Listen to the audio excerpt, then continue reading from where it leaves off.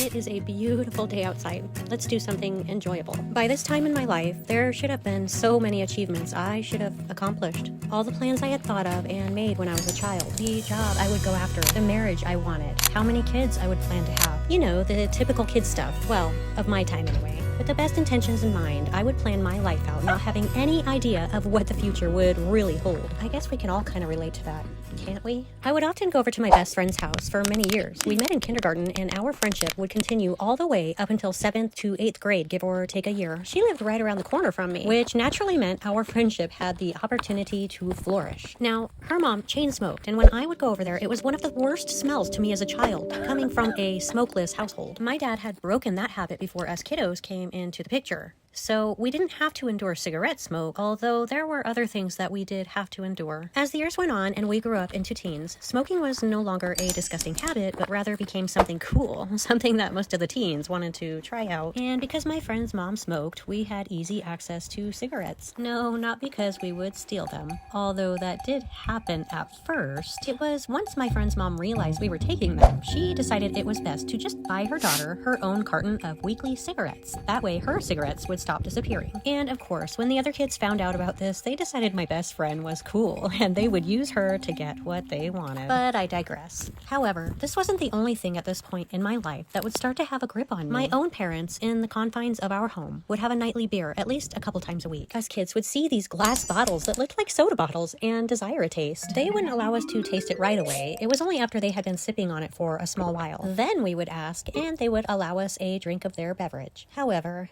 the tasting of not-so-fine alcohol would continue for years in my own life. As I became an older teen, I would then be invited to parties in which I would agree to go. And since I had already tasted alcohol, to me, it wasn't a big deal to take a beer or some shots. But this was only the beginning of my alcohol addiction. As I grew into a young adult, I would continue to drink, only now it was legal for me to drink, to purchase the desired alcohol, to enter into the bars and order the hard liquor. I would continue to live my life in shameful ways, consuming something that was consuming me, but I was not aware of it. Pretty soon, alcohol would not be enough. I would then smoke weed, and weed would soon turn to mushrooms, and mushrooms would turn into LSD, and LSD would turn into other drugs like cocaine. At times, I've thought if I would have known I was autistic when I was younger, I would have slowed down and made better decisions because I would understand my challenges more. Because I think differently, I feel as though possibly I could have stopped some poor decisions from shaping parts of my life. There was a point when I departed faithfully from all the drugs and just went back to my old friend alcohol. It was easier to obtain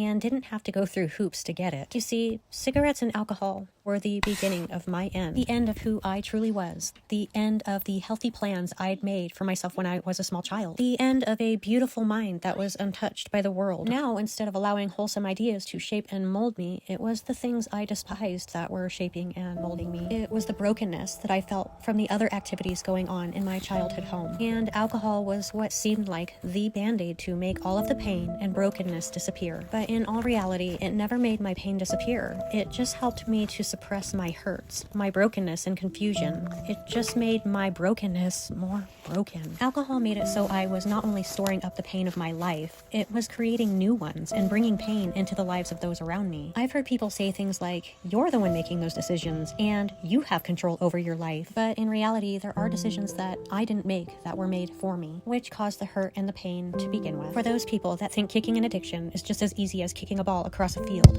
I want you to know this. It's not an easy task for the mind and body that has many pains of life shoved deep down inside of them. With the brokenness of life, if not helped in a healthy way, comes addiction. It is inevitable here on this earth. Overcoming addiction is a monumental challenge, a challenge not for the weak of heart.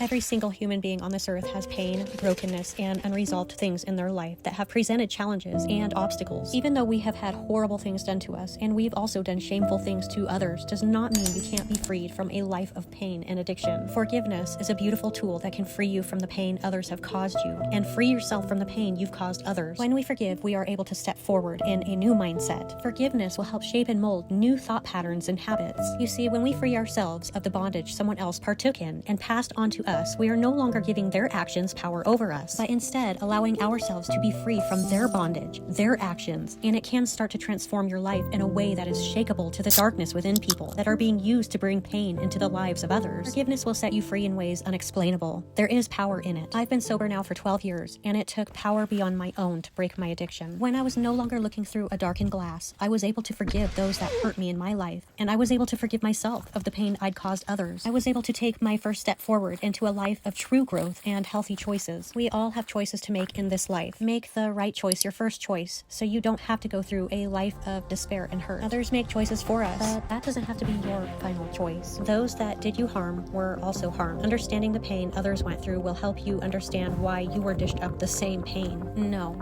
it doesn't give those people a way out to not be accountable for their actions. Those people that hurt you also have to work through the pains of their lives, who they've hurt and who's hurt them. There is an endless cycle of pain and hurt on this earth, but we don't have to live in that pain and hurt for all of our lives. When you know better, you do better. And I pray for us all to have more understanding, more empathy with one another, because none of us knows the depth of the challenges your fellow human has to walk through. Every day, every moment is a new opportunity to be the best version of you that you can be. I'm going to end it here. Thank you, friends, for sharing your precious time with me. I truly am thankful that you're here. If you want to listen to my story about wasted talents, click the video that will pop up. I'm sending my love to you all. Take care.